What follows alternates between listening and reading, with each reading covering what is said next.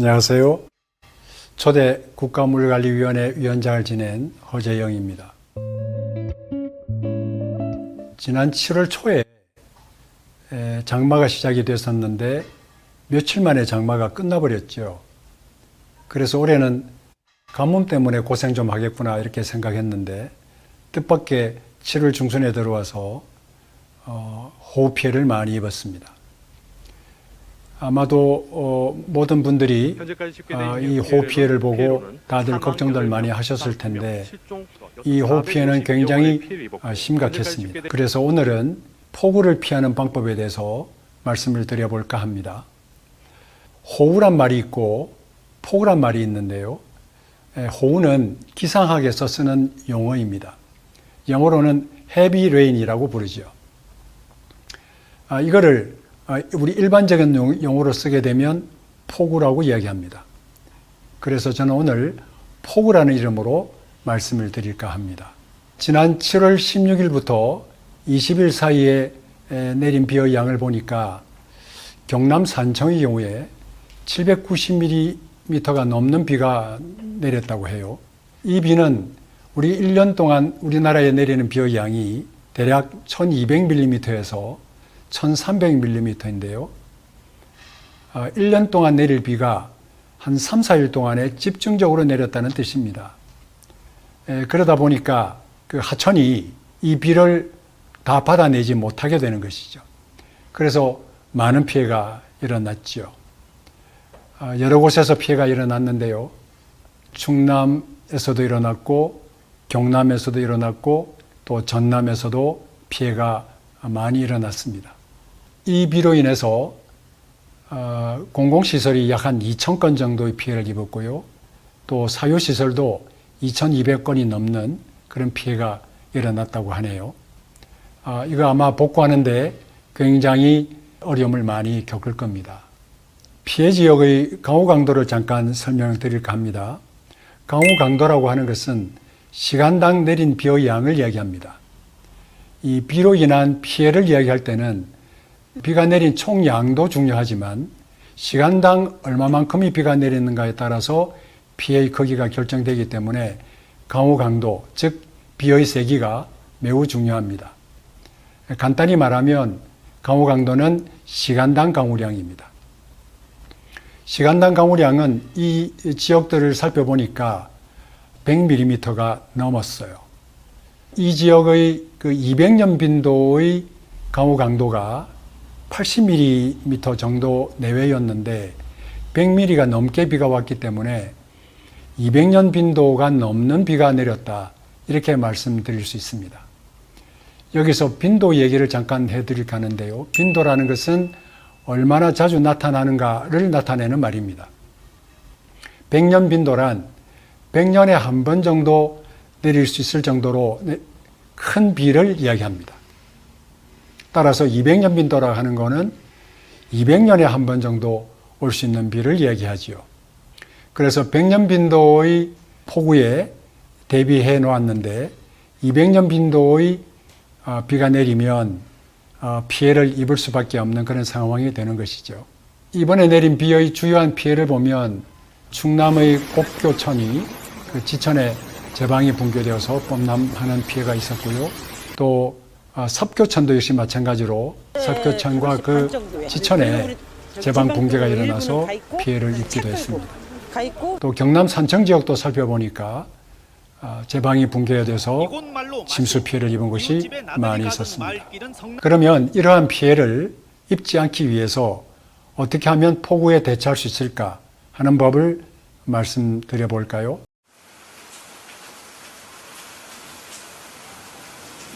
첫 번째는 기후변화의 정도를 줄여나가는 것입니다. 지금 우리는 모든 사람이 다 알고 있는 것처럼 기후위기 시대를 맞이하고 있죠. 기후위기란 온실가스의 배출량이 너무 많아서 지구가 더워지는 현상을 말하죠. 기온이 올라가서 기후위기가 일어난 것이고요. 이 기후위기를 해결하기 위해서 우리는 탄소 중립이란 말을 쓰고 있잖아요. 이 탄소 중립은 산업시대 이전의 수준으로 돌아가기 위해서 현 시점의 온실가스 배출량을 배출량과 흡입량이 같도록 해주자라는 그런 뜻이지요. 자, 그러면 1.5도씨 상승에 그칠 수 있을 거라는 생각을 했었는데 실제로는 이미 1.5도씨를 넘어버렸습니다. 그래서 지금 우리가 폭염으로 고생하고 폭우로 고생하고 있는 것이죠. 자, 이거를 해결해야 됩니다. 그런데 이것에 끝나지 않고 탄소 네거티브까지 가야 한다고 봅니다.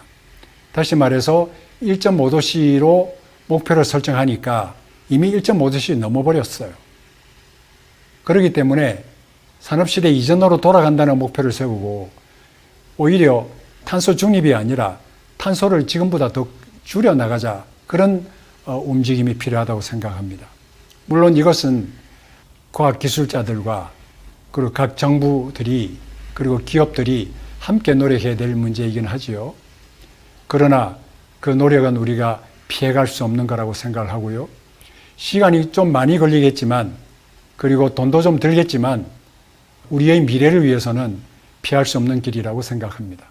다만 시간이 좀 걸린다 하는 것이 문제이죠.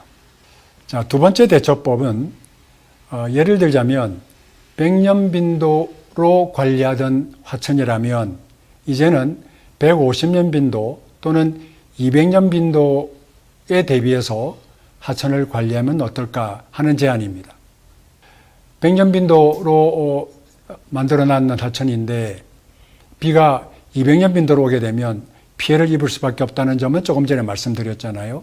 그렇기 때문에 이 기후위기 시대에 대비해서 지금까지와는 좀 다르게 50년 빈도로 되어 있던 거를 100년 빈도로 이렇게 상향 조정해서 하천을 관리할 필요가 있다라는 점을 말씀드리는 겁니다.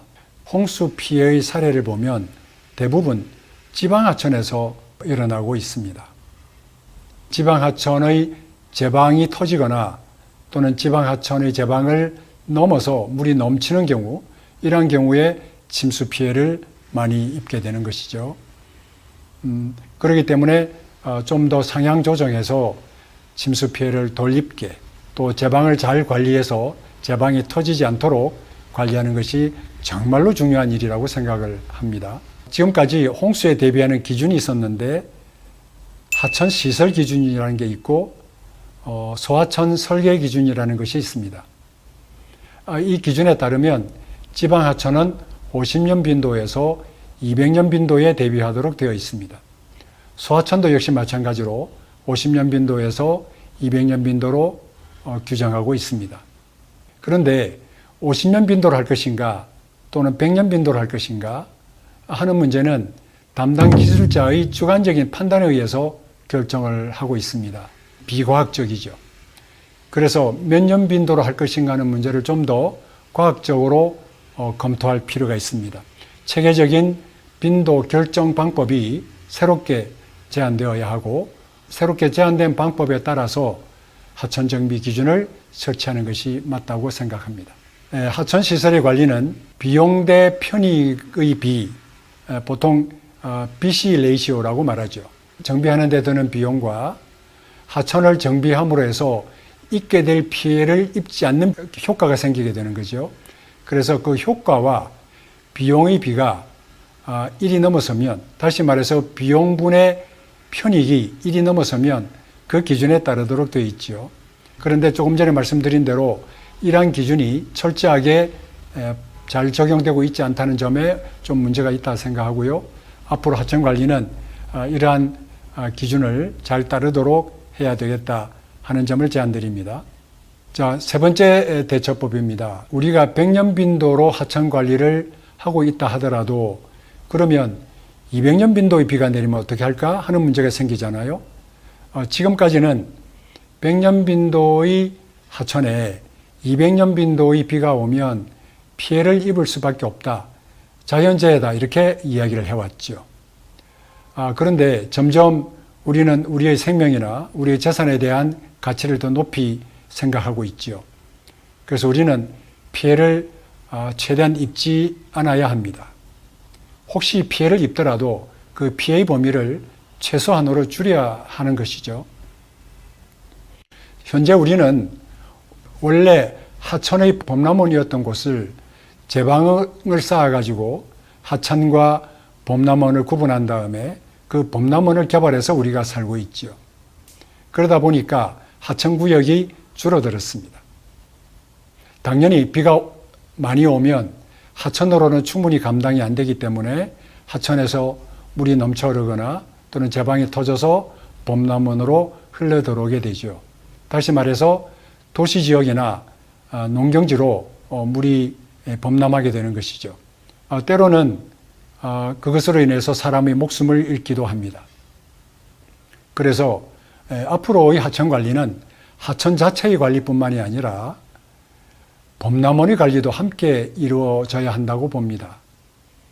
과거에 범람원이었던 곳을 전부 다 복원할 수는 없는 거지만 지금 유유지로 되어 있는 곳을 습지로 만들거나 물을 담아두는 공간으로 활용하면 하천에 흘러들어오는 물의 양을 조금 줄일 수가 있지요. 그러면 하천이 부담하는 그 홍수량의 부담이 좀 줄어들게 되고 그만큼 피해도 줄어들겠죠. 이러한 노력이 필요합니다. 따라서 현재 우리가 살고 있는 지역에 대한 도시계획의 인식 전환이 필요합니다. 다음은 네 번째 대처법입니다. 피해가 일어나면 복구를 해야 됩니다. 복구에는 지금까지 우리가 정부가 해온 것처럼 정부의 지원이 필요합니다. 그리고 풍수의 보험이라는 것이 있는데 풍수의 보험은 본인이 반을 부담하고 정부가 또는 지방자치단체가 반을 부담을 하지요. 그렇게 하면 피해를 입었을 때의 내 재산상의 피해를 어느 정도 해결할 수가 있는 것이죠. 그 외에 임시생활시설을 만들고 재난 시기에 학생들을 교육시킬 수 있는 그런 교육시설도 따로 준비를 해야 합니다. 이런 노력을 해야 우리가 안전하게 우리 지역에서 마음 편안하게 살 수 있지 않을까요? 그 외에 피해를 입은 사람들은 일종의 트라우마에 시달린다고 합니다. 예를 들자면 몇 년 전에 반지하 주택에 살고 있던 분들이 물이 잠겨서 굉장히 생활에 어려움을 겪었죠. 그분들이 입는 트라우마는 우리가 생각하는 것보다 훨씬 크다고 합니다. 그래서 이분들이 정신적으로 복구될 수 있도록 정신적인 치료의 지원도 다른 재산상의 피해 복구 못지않게 중요한 일이라고 생각을 합니다. 아마도 정신센터 같은 데서는 이런 점에 굉장히 관심을 많이 가지고 있는 것 같아요. 일부 언론에 이 4대강 사업을 했기 때문에 4대강에서는 홍수 피해가 없다라고 하는 주장이 나오고 있습니다. 과연 그럴까요? 4대강 사업 이전에도 4대강은 90% 이상이 잘 정비되어 있었습니다. 그것 때문에 우리 같은 전문가들은 4대강보다는 지방하천의 정비를 먼저 서둘러 주세요라고 요구했었지요. 그런데 4대강 사업에 전념해 있던 정부는 우리의 주장을 묵살했습니다. 그 묵살한 결과를 지금 우리가 보고 있는 거죠. 지금 일어나고 있는 피해의 대부분은 지방하천에서 일어나고 있잖아요. 그래서 지방하천의 정비를 지금부터라도 좀 더 서둘러야 합니다. 지방하천은 국가가 직접 관리하는 것이 아니라 광역지방자치단체에 위임해놓고 있습니다. 광역정부의 자치단체장은 지방하천 관리에 그렇게 관심을 크게 기울이진 않습니다. 그렇기 때문에 지방하천의 정비가 국하천보다는 진행되고 있지 않는 거죠. 우리가 보았던 것처럼 대부분의 피해가 지방하천에서 일어나고 있잖아요. 그렇다면 정답은 지방하천을 정비하는 일입니다. 지방하천의 제방을 정비하고 필요하다면 아까 말씀드린 대로 100년 빈도였던 것을 200년 빈도로 또 50년 빈도로 되어 있던 것을 100년 빈도로 높이는 것이 피해를 좀 더 줄일 수 있는 방안이 되지 않을까요? 이 외에도 산사태가 꽤 많이 일어났어요. 대표적으로 경남 산청에 산사태가 많이 일어났습니다. 이 산사태 때문에 대통령도 이에 관심을 가지고 대책회의를 한다고 뉴스에서 보았습니다. 중요한 일입니다. 우리나라 산은 대체로 급경사지가 많습니다. 이 급경사지는 표토가 그렇게 많지는 않습니다. 그런데 이 표토가 산 위에 있는 그 흙을 말하는데요. 이 흙은 비가 오면 굉장히 무거워집니다. 흙무게에다가 물무게까지 합치게 되는 거거든요. 그러니까 우면산 산사태에서 본 것처럼 흙이 굉장히 무거워지니까 견디지 못하고 흘러내리게 되는데 이거를 우리가 산사태라고 하잖아요. 경남 산청에서도 똑같은 일이 발생했습니다. 그런데 왜 지금까지 가만히 자리 있던 산이 사태를 일으키겠는가 하는 점이 이제 우리의 관심의 대상이죠. 아마도 우면산 산사태에서 본 것처럼 인간의 개발이 문제입니다. 안정을 유지하고 있던 산을 건드린 것이죠. 과도하게 벌목을 한다거나 또는 임도를 과도하게 낸다거나 이런 일을 통해서 산의 안정을 깨뜨린 것이죠. 아마도 그런 이유 때문에 산사태가 일어나지 않았을까 이런 생각을 합니다. 그래서 벌목과 산사태의 직접적인 인과관계가 아직 정확하게 밝혀진 건 아닙니다만 그런 주장도 지금 많이 나오고 있으니까 이 분야가 잘 정리가 되었으면 좋겠습니다. 우리 대부분 사람들이 산 밑에 살고 있는데 산 밑에 살고 있는 사람들이 좀 더 안전하게 살았으면 좋겠다 이런 생각을 가지게 됩니다. 네, 오늘은 폭우 피해에 대해서 말씀드렸습니다. 감사합니다.